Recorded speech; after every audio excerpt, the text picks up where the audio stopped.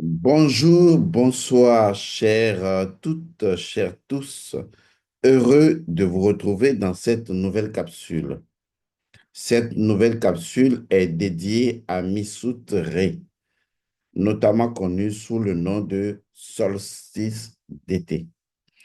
Nous avons donc une formation en cette année. Je vous délivrerai le communiqué tout à l'heure qui concerne donc Missout Ré, le solstice d'été. Alors, 2025, bien sûr. Il y a une connaissance que j'aimerais partager avec vous. Lorsque vous faites souvent des rituels, et ces questions me reviennent, les gens me demandent, Monsieur Godson, est-ce que pour tel rituel, je dois me tourner vers le nord ou je dois me tourner vers l'est? Quel est l'avantage pendant un rituel à s'orienter vers le sud, excusez, ou à s'orienter carrément vers l'ouest?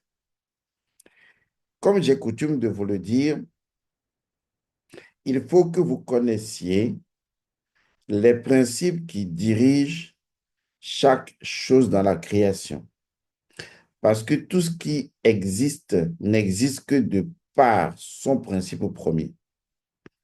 Donc, il est important pour nous, surtout dans Missout Ré, le solstice d'été 2025, il est important pour nous de connaître les quatre horizons, de connaître les quatre points cardinaux, c'est-à-dire comment ritualiser ces points, qu'est-ce que nous devons faire concrètement, pourquoi? Parce que dans le rituel pratique de la salutation du soleil que vous exécuterez pour activer progressivement votre glande pinéale, vous aurez besoin naturellement de connaître les quatre points cardinaux, surtout de savoir par quel endroit commencer et par quel endroit terminer. Vous pouvez toujours vous orienter dans une seule direction et faire l'ensemble du rituel de salutation au soleil.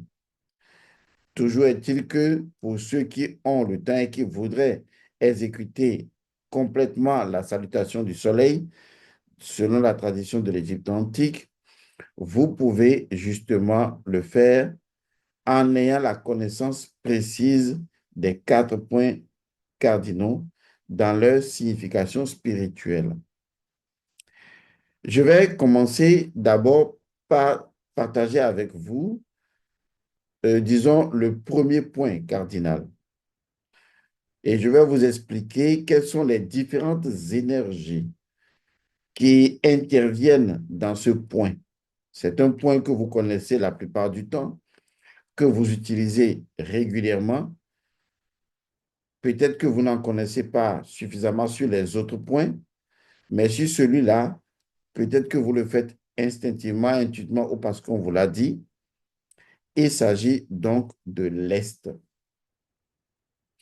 Nous sommes donc en train de parler des quatre points cardinaux. Nous parlons justement du nord, du sud, de l'Est et de l'Ouest. Mais en ce qui nous concerne dans le rituel de Missoutré, il y a une orientation précise que nous devons donner à la circulation des énergies d'un point cardinal vers un autre point cardinal.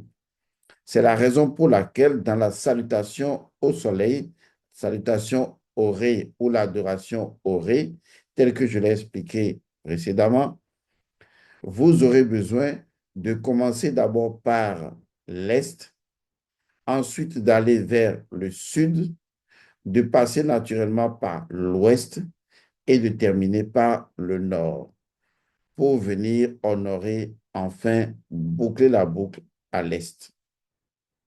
Vous voyez, c'est dans cette configuration que cela va donc se dérouler. L'est, sud, ouest et puis nord.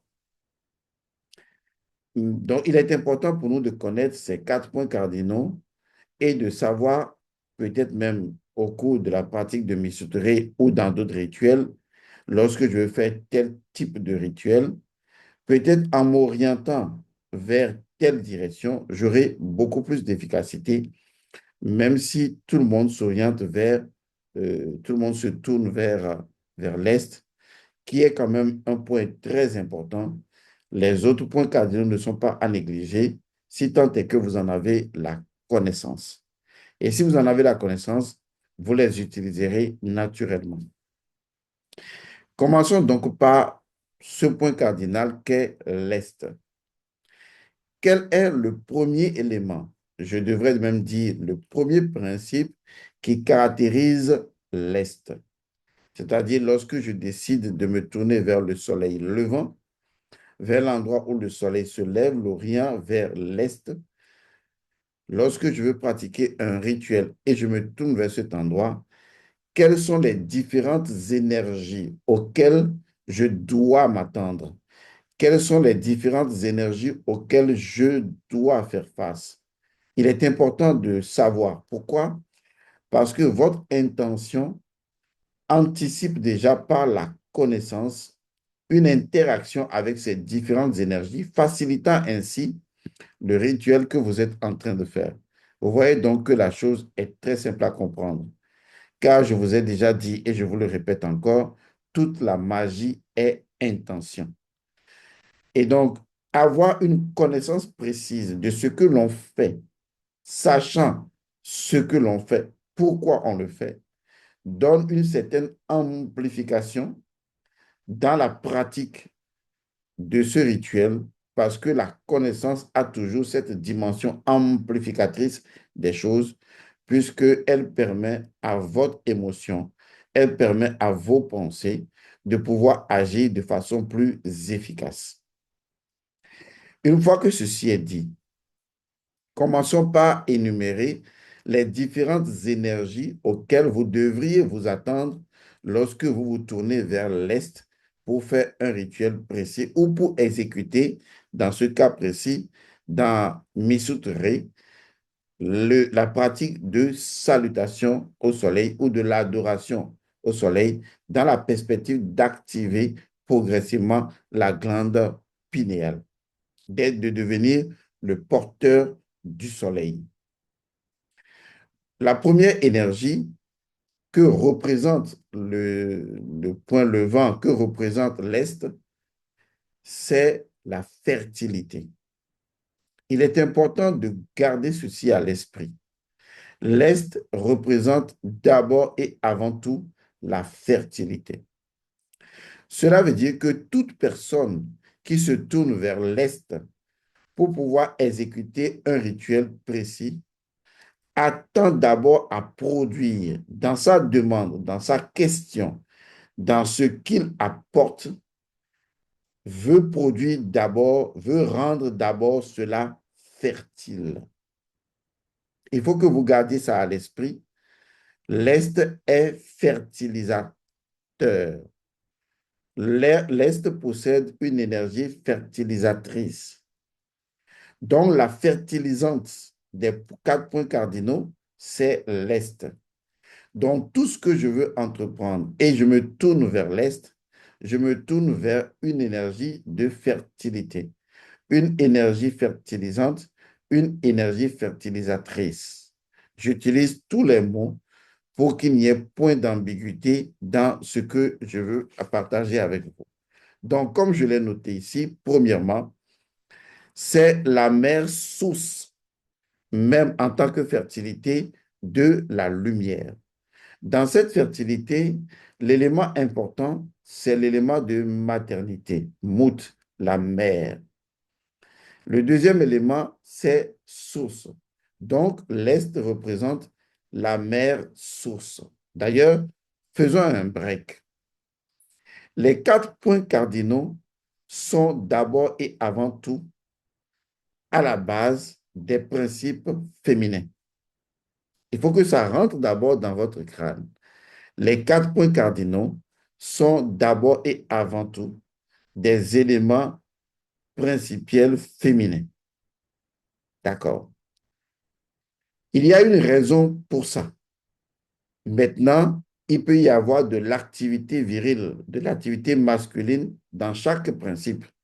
Mais les bases de ces 4 points cardinaux qui sont appelés les quatre déesses, c'est naturellement, fondamentalement, le principe féminin.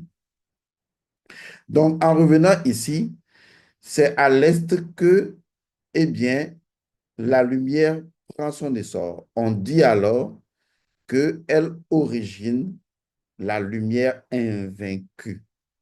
Il y a une raison pour laquelle on l'appelle justement la lumière invaincue. Parce que l'Est a cette capacité de faire apparaître chaque fois la lumière. Je vais arriver sur ces autres éléments. Donc, le premier élément important, c'est d'avoir dans son intention la notion ou le principe de fertilité. Donc, quand je vais vers l'Est, quand je me tourne vers l'Est, c'est pour obtenir une énergie de fertilité, une énergie fertilisatrice, une énergie fertilisante, parce que je suis en face de la mère, source de la lumière, l'endroit où origine donc la lumière qui n'a jamais été vaincue. Et ça, c'est le premier élément. C'est ce à quoi donc ma conscience et mon intention surtout doivent naturellement s'attendre. Le deuxième élément qui concerne donc toujours l'Est, c'est ce qu'on appelle la transformation. Il est important de comprendre que l'énergie initiée par l'Orient est une énergie d'obligation de transformation. On dit alors que c'est une énergie qui initie la métamorphose spirituelle de l'âme. C'est d'ailleurs pourquoi beaucoup de personnes se tournent toujours vers l'Est, parce que c'est de là qu'origine l'énergie de métamorphose spirituelle de l'individu en tant qu'âme ou en tant qu'esprit. Et donc, c'est également le point d'où origine la capacité et la capacité de transformation. C'est-à-dire que une âme, elle possède en elle-même la possibilité de prendre plusieurs formes. Et donc, cette possibilité qui est accordée à une âme de prendre la forme qu'elle veut, lui est rendue possible par le soleil levant, par l'Est. C'est pourquoi l'Est porte en elle-même eh bien, une énergie de transformation et donc une énergie de métamorphose spirituelle, une énergie qui fait originer les transformations. Donc, si vous voulez que des choses se transforment dans votre vie, tournez-vous vers l'Est. Vous trouverez toujours l'énergie de transformation. Cela suppose que vous devriez appeler de telles énergies. Vous devriez appeler l'énergie de fertilité. Vous deviez appeler l'énergie de métamorphose et de transformation spirituelle. Ce sont des énergies vivantes. C'est pourquoi je disais tantôt, comme le dit la Bible des chrétiens, mon peuple périt faute de connaissance. La connaissance vous permet de savoir ce que vous faites dans l'intention de nommer les choses, de savoir à quoi vous vous accrochez, à quoi vous vous adossez. La connaissance vous permet de faire cela. Est-ce que vous voyez? Donc, on a deuxième énergie. Troisième énergie, c'est ce que j'appelle la renaissance. L'Est porte en elle-même une incroyable capacité de renaissance. D'ailleurs, vous savez que c'est de là que le soleil, la lumière renaît à chaque fois. Donc, l'Est porte en elle-même, en tant que principe féminin, l'Est porte en lui-même, en tant que virilité qui va suivre, l'Est porte justement l'énergie de faire renaître les choses. Donc, c'est une énergie qui dit tout renaît, tu renais, tu dois renaître. Et donc, tu dois renaître de la lumière. Je précise cela parce que lorsque je veux exécuter un rituel, je dois appeler cette énergie. Je dois nommer cette énergie. Lorsque je veux qu'une chose se transforme et qu'elle renaisse d'elle-même, je dois tout simplement présenter et appeler l'énergie de l'Orient, l'énergie de l'Est, l'énergie de ce point cardinal spirituel pour demander à ce que cette énergie permette la renaissance de ce que je suis en train de faire. Vous devriez avoir cette connaissance en vous déjà pour pouvoir nommer intentionnellement ces énergies au moment où vous exécutez ces rituels. Une fois encore, la connaissance prépare déjà votre conscience à rendre plus effectives, plus efficientes les réalités spirituelles initiées par vous. Et donc ça, c'est également très important. La quatrième énergie, pardon, qui est initiée au niveau donc de l'Est, c'est ce que j'appelle l'énergie de la résurrection. Oui, l'énergie de la résurrection fait également partie de l'énergie qui vient de l'Est. Cette énergie de la résurrection nous permet de transcender la matière, de transcender les choses. Je préfère l'appeler énergie de transcendance. C'est important parce que lorsqu'on parle souvent de résurrection, les gens ne savent pas qu'il y a un élément qui précède la résurrection. C'est le changement d'état. C'est naturellement la transformation. Quelqu'un peut renaître sans être ressuscité, mais quelqu'un peut ressusciter, mais il ne renaît pas physiquement forcément. Toujours est-il qu'il est bon de renaître et surtout de ressusciter, car la résurrection apporte cette transcendance qui est un peu comme la victoire de l'esprit sur la matière. Et ça, c'est ce que la dimension de l'Est vous apporte. Cette dimension estale vous apporte cette vérité-là, à savoir que une chose que vous initiez, vous pouvez la ressusciter. Vous pouvez faire transcender l'esprit de la chose sur sa forme. C'est ce qu'on appelle la résurrection. Et donc, il s'agit ici de la transcendance de l'esprit et naturellement de la transcendance de la lumière invaincue sur les réalités matérielles et ténébreuses. Voilà ce que dicte exactement encore l'Est lorsque vous faites un travail à cette dimension-là. L'avant-dernier point, c'est ce que j'appelle la victoire de Ré. Vous savez que l'Est représente toujours le point de la victoire.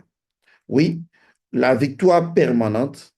Pourquoi? Parce que c'est là, de façon répétitive, que le soleil se lève. C'est vrai, on sait que c'est la Terre qui tourne, mais dans notre illusion matérielle physique, c'est le soleil qui se lève. Et ça joue dans la conscience des personnes, puisque vous devez savoir que la conscience, c'est elle qui nous affecte dans notre compréhension, dans notre interprétation des choses.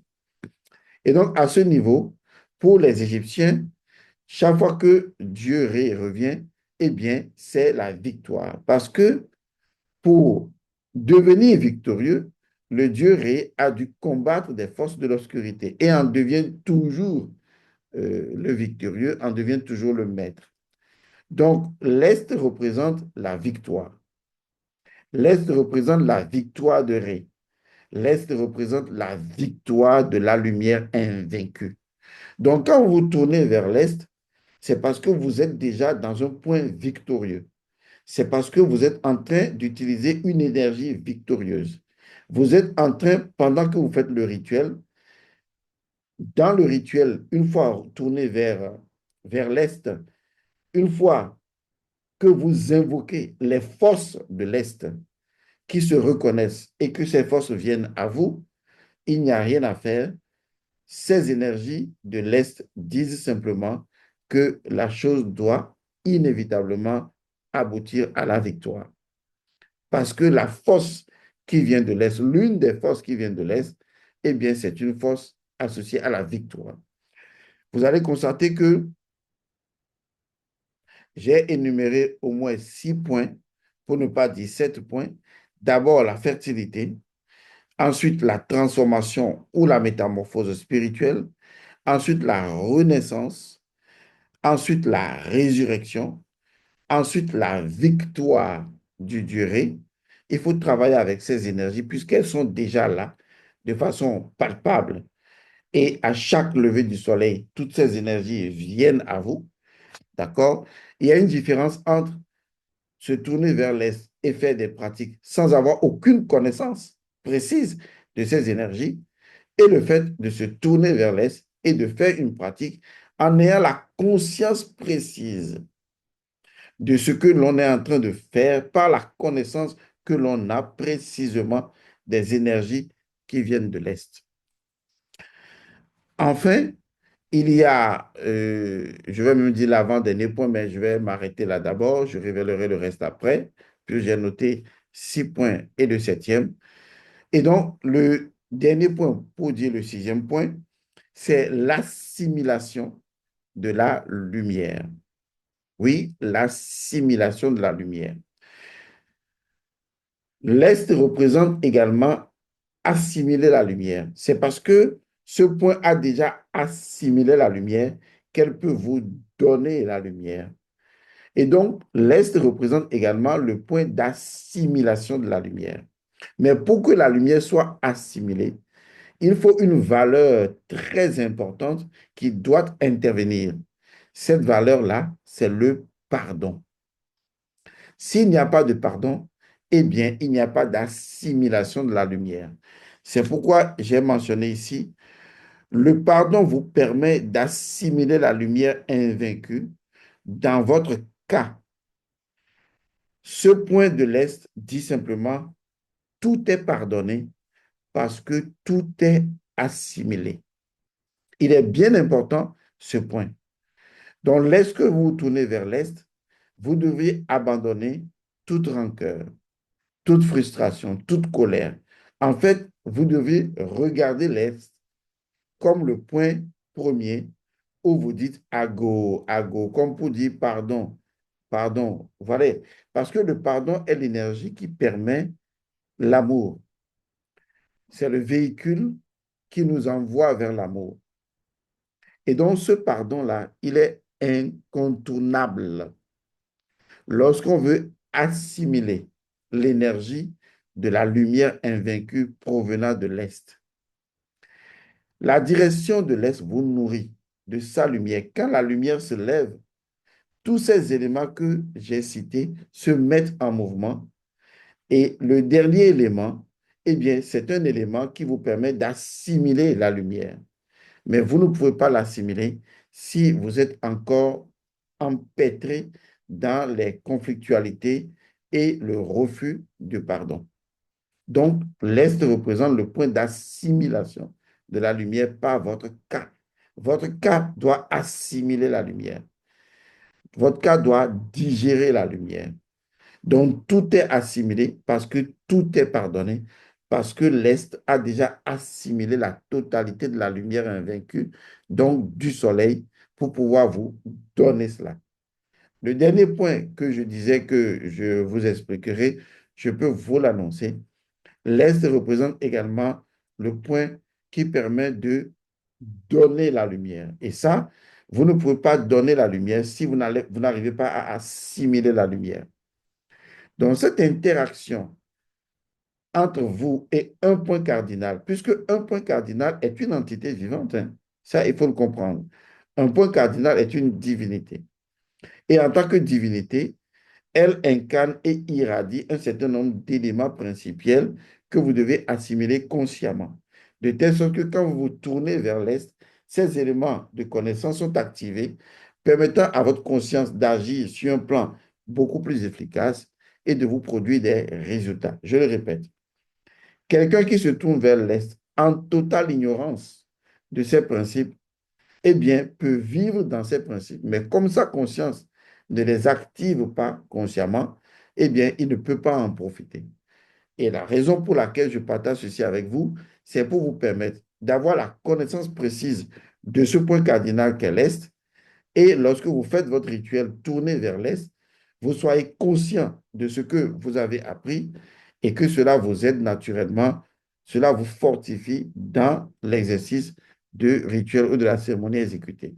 Donc, le point l'Est représente la fertilité, Cela veut dire que tout ce que je veux faire et que je veux rendre fertile, je l'oriente vers l'Est et j'appelle de l'Est la force, l'énergie de la fertilité.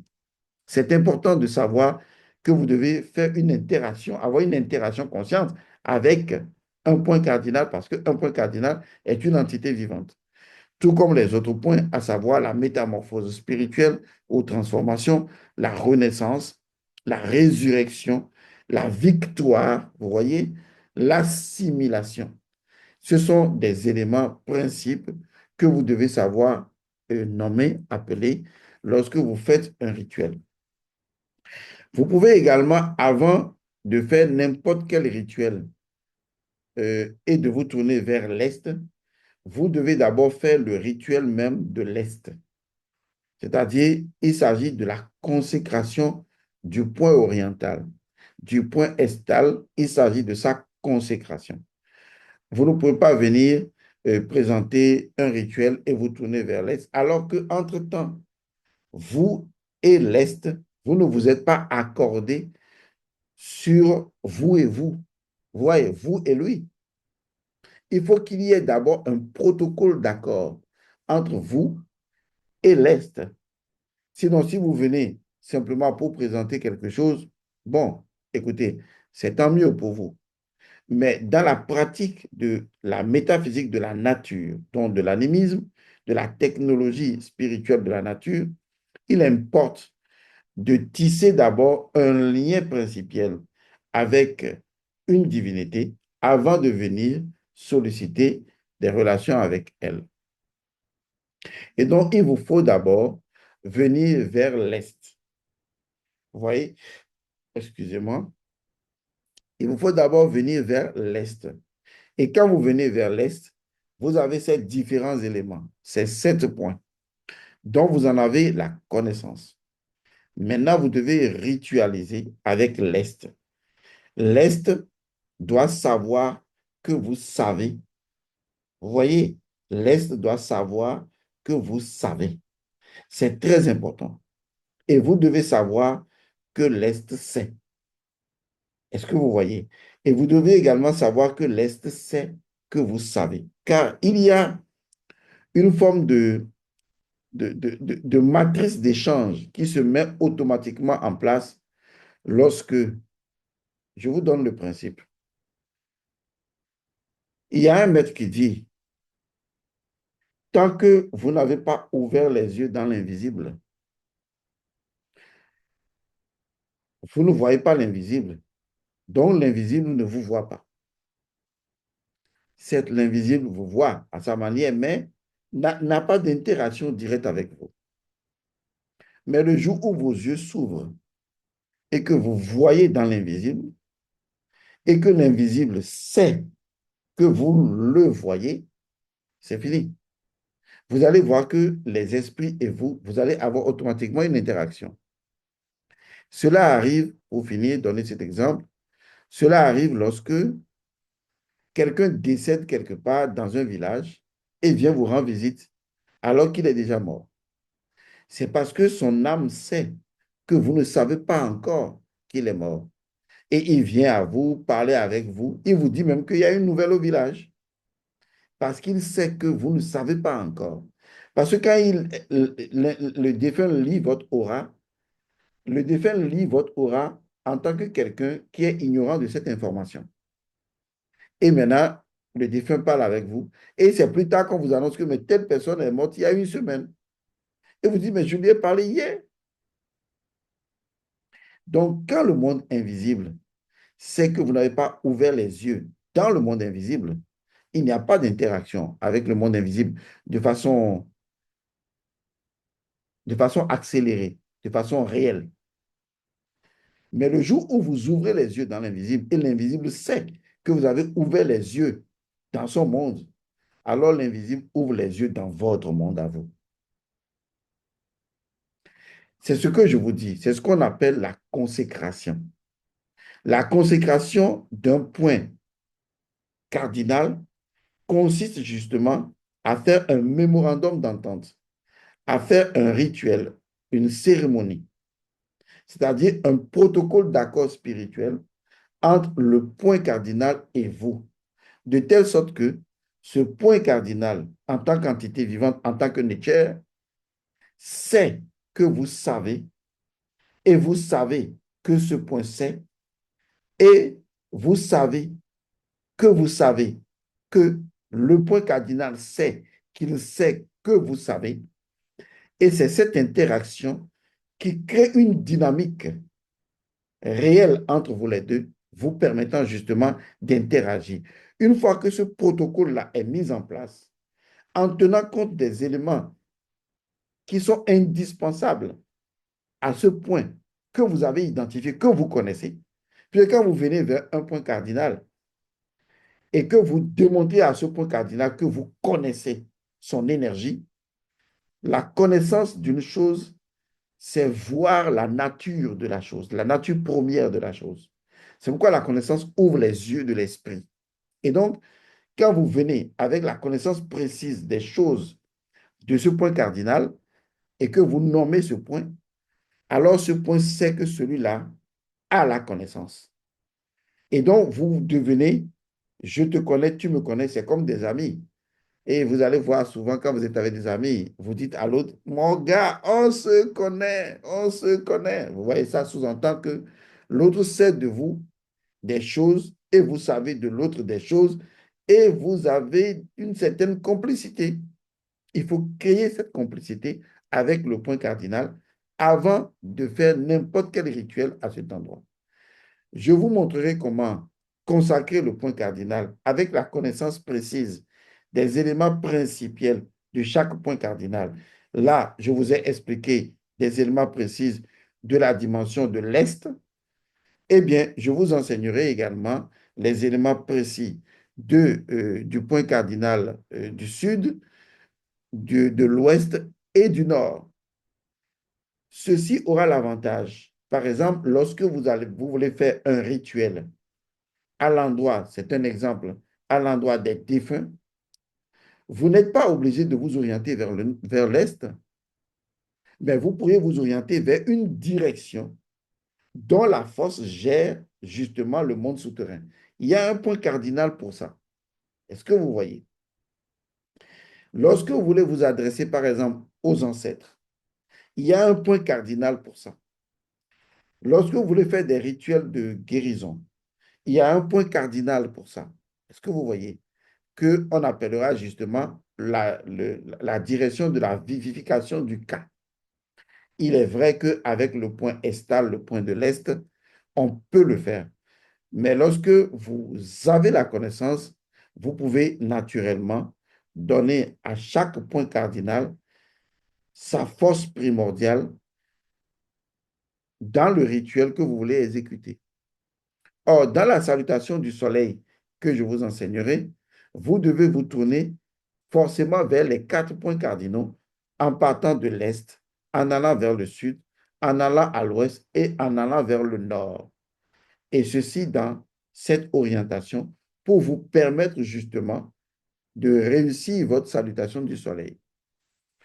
Donc, en résumé, je vous enseignerai comment est-ce que vous pouvez consacrer un point cardinal. Je vous enseignerai les principes qui codifient les autres points cardinaux et alors vous pourriez ritualiser chaque point cardinal dans votre protocole ou dans votre consécration et après, vous pourriez faire exécuter ou exécuter toute forme de rituel en vous orientant vers un point cardinal précis. Alors, pour ce faire, je nous invite, comme je l'ai déjà annoncé, à nous rejoindre dans la veillée spirituelle que nous organisons le 12 juillet. Je vous lis donc le communiqué, lequel communiqué est en bas de cette capsule. Communiqué. La période du solstice d'été, Misut Ré, de la nouvelle alliance avec son sang, le rituel du crâne chez les Bamileke et la salutation au soleil en ancienne Égypte. Ce sont les éléments que nous aborderons. La période du Misut Ré, qui commence le 21 juin 2025 et finira justement le 21 juillet, voilà, est un moment spécial de purification et de transformation spirituelle dans notre spiritualité ancestrale de Kama. C'est un moment qui rappelle l'harmonie entre notre vie matérielle et nos aspirations spirituelles. Cette période invite à pratiquer des rites de protection et à célébrer les énergies positives de la joie et de la vie, renouvelant ainsi notre connexion avec la vie unique. Afin de renouveler notre relation parfaite avec la vie unique, Helmond Godson et Aksharam Bene Togo vous invitent à la veillée spéciale dédiée à Misutre, un moment sacré de purification, de renaissance et une opportunité unique de renouveler notre alliance avec la vie unique. Cette veillée se tiendra en présentiel et en ligne sur Telegram le samedi 12 juillet 2025 à partir de 18h GMT. Il y aura 3 grandes thématiques et pratiques pour cette veillée. Thème numéro 1. Faire une nouvelle alliance avec son sang pour annuler les anciennes alliances du sang qui ne dépendent pas de vous. Vous savez, le sang est forcément égal à alliance. Vous avez hérité du sang qui remonte à très loin et donc vous avez forcément des alliances. Or, ces alliances n'étaient pas faites forcément en votre temps. Vous devez pouvoir les annuler. Mais si vous annulez une alliance ou des alliances, vous devez en renouveler. Sinon, vous laissez de l'espace vide. Donc, il y aura en direct la pratique pour la dite cérémonie et l'invocation des 10 puissances et autorités du sang pour établir la nouvelle alliance. Je vais vous présenter les 10 puissances du sang qui sont indispensables à une alliance pour que vous-même vous fassiez une alliance avec votre propre sang pour dominer les anciennes alliances. C'est ce qu'on appelle l'échange équivalent. D'accord? Le thème numéro 2, le code secret de la cérémonie du crâne chez les Bamileke et son principe premier. Donc, vous devez comprendre que il y a chez les Bamileke du Cameroun un rituel qui consiste à aller récupérer le crâne d'un défunt ou d'un ancêtre ou d'un ancien ou d'un aîné, on va le dire comme ça, de faire certains rituels et de garder cela dans la chambre du secret ou dans la chambre sacrée des crânes. Mais pourquoi le crâne? Qu'est-ce que cela signifie concrètement? Existe-t-il un principe premier qui vous permettrait à vous, sans être mort, d'utiliser ce principe pour interagir avec le crâne, avec votre crâne? C'est ce que nous allons connaître, car ce rituel n'est pas anodin. Il nous explique une vérité qui transcende le temps. Et donc, nous aurons également en troisième thème l'adoration au soleil et la vérité cachée du soleil. La cérémonie de salutation au soleil en ancienne Égypte. Il y aura la pratique de la cérémonie au soleil, montrer comment se fait cette salutation du soleil dans les 4 directions dont on est en train de parler, à savoir l'Est, le Sud, l'Ouest et le Nord. Donc, toute personne peut participer à cette veille spirituelle par une somme de 13 000 francs CFA, 20 euros, 23 dollars. Vous avez les numéros au Bénin 00229 01 61 47 47 97, au Togo 00228 99 99 94 24. Et donc, vous pouvez également prendre des informations pour savoir si vous voulez l'envoyer par RIA, Western Union, etc., comment ça va se passer. On vous aidera. Vous pouvez également aller directement sur notre site isis-ong.org et vous inscrire directement à partir de là. En allant dans la partie formation, vous allez trouver donc Misutre et vous validez pour pouvoir vous inscrire naturellement. Eh bien, voilà. Alors, que retenir donc de ce que nous sommes en train de dire? Il faut retenir que dans Misutre, le solstice d'été, la veillée, nous aurons donc à comprendre la force spirituelle des 4 points cardinaux. Nous devons comprendre quels sont les principes actifs de ces 4 points cardinaux, de chaque point cardinal. Ensuite, nous devons savoir nous ritualiser avec chaque point cardinal avant ensuite de maintenant nous présenter pour orchestrer un rituel à l'endroit de chaque point. Sachant que chaque point cardinal est une divinité qui possède des principes précis que nous pouvons nommer, appeler de façon intentionnelle afin d'agir dans notre vie. Et donc, quand je me positionne en face de l'Est, je suis dans l'énergie inévitable de la victoire, de la fertilité, de la transformation spirituelle, de l'assimilation de la lumière invaincue. Je suis à un point où nul ne peut jamais vaincre la lumière, où la lumière est souveraine. Et donc, il faut que vous ayez cette connaissance et cette conscience dans la pratique pour appeler ces forces qui sont vivantes, qui sont réelles. Ne regardez pas ce qui se passe dans le monde physique. Sachez que quand vous faites un rituel, vous n'êtes plus dans le monde physique, vous êtes dans le monde astral.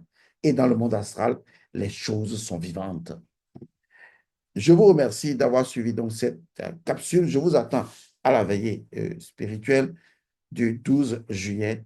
Paix et bénédiction en vous. En bas, le communiqué. Merci.